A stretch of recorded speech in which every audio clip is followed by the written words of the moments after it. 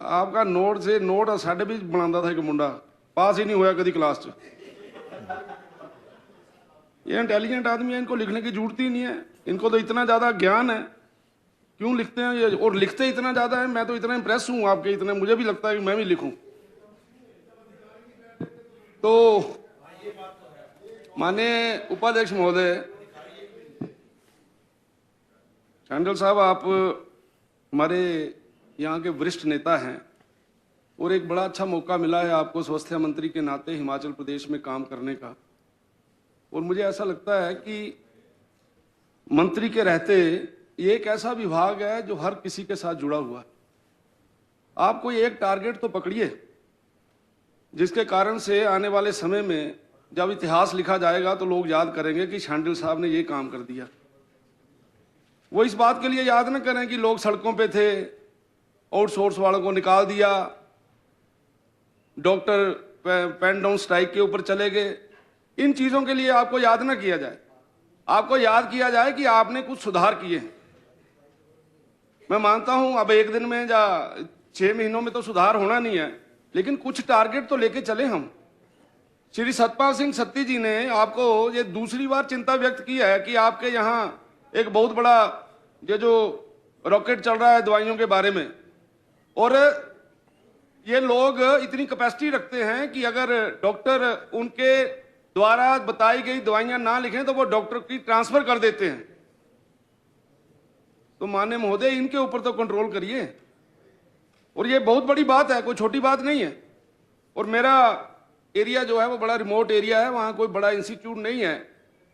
और माननीय उपाध्यक्ष महोदय, अगर कोई बीमार हो जाता है, एक्सीडेंट हो जाता है, तो वो व्यक्ति पंजाब की तरफ जाना पड़ता है, उसको होशियारपुर चला जाएगा, जलंधर चला जाएगा, पठानकोट चला जाएगा।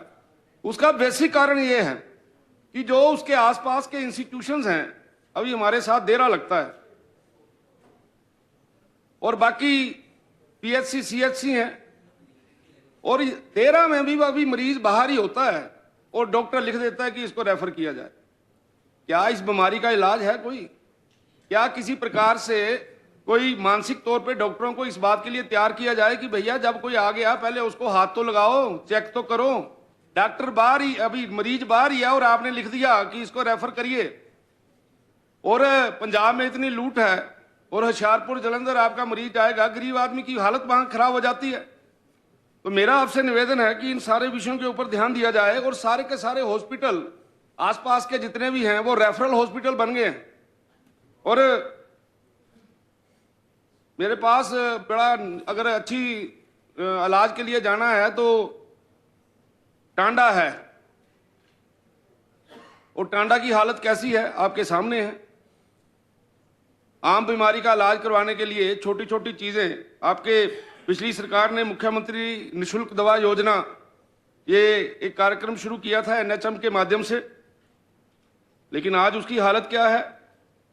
टेटनस का इंजेक्शन नहीं मिल रहा, ग्लव्स नहीं मिल रहे, सिरिंज नहीं मिल रही, पीसीएम नहीं मिल रही। एक छोटी बात कर रहा हूं, बड़ी नहीं बात कर रहा हूं। बड़ा तो बड़ी बात छोड़ दीजिए, छोटा व्यक्ति अगर कोई वहां जाता है उसके लिए भी ये हालत है। तो मेरा आपसे निवेदन है कि आप कोई एक टारगेट तो करिए। और मैं तो ये चाहता हूं कभी हमारी तरफ आओ तो सही। आप सोलन से आगे निकलते ही नहीं है। आप कांगड़ा में आइए, आज जाके देखिए और एक लिस्ट बनाइए कहां इतनी बुरी हालत है, कौन सी ऐसे विधानसभा क्षेत्र हैं यहाँ के ऊपर जहां कोई बड़ा इंस्टीट्यूट नहीं है, यहाँ बड़े हॉस्पिटल नहीं है।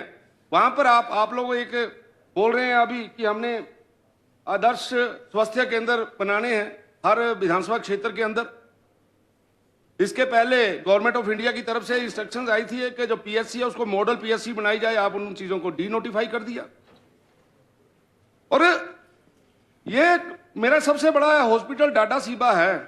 मैं क्योंकि बड़ी लंबी बात नहीं करके वहां की अपने विधानसभा क्षेत्र की व्यथा सुनाना चाहता हूं आपको कि जितने भी पीएचसी सीएचसी हैं शांडिल जी, वहां पे ना तो एक्सरे की मशीन थी, तो हमने हेल्थ मिनिस्टर रहते हुए लोगों की मिन्नतें करके वहां पे डिजिटल एक्सरे इंडस्ट्रियलिस्टों से लिए, अल्ट्रासाउंड ली। और आज स्थिति यह है कि डाटा सीबा के अंदर अल्ट्रासाउंड की मशीन चलाने के लिए कोई रेडियोलॉजिस्ट नहीं है। पहले हमने वहां डेपुटेशन पे लगाया था, आपके वही आते ही वो अब डेपुटेशन भी कैंसिल हो गया और एक